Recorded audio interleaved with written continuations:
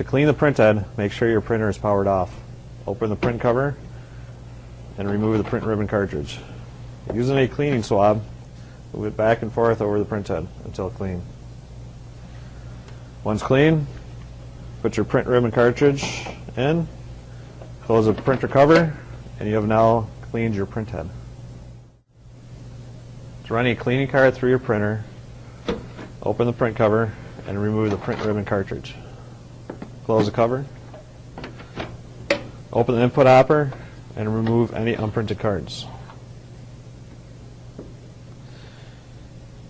With the display reading ready, select the user button.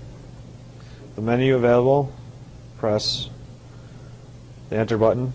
To hit maintenance, push the enter button. To read cleaning card, push the enter button. To cleaning card start, push the enter button until you get insert cleaning card. Take your cleaning card out of the package, place it in the input hopper, push the user button.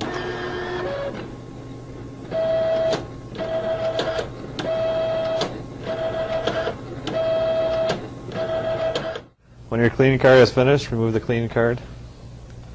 Open the print cover, place the print ribbon cartridge back in, close the cover, press the user button. You have now cleaned your printer.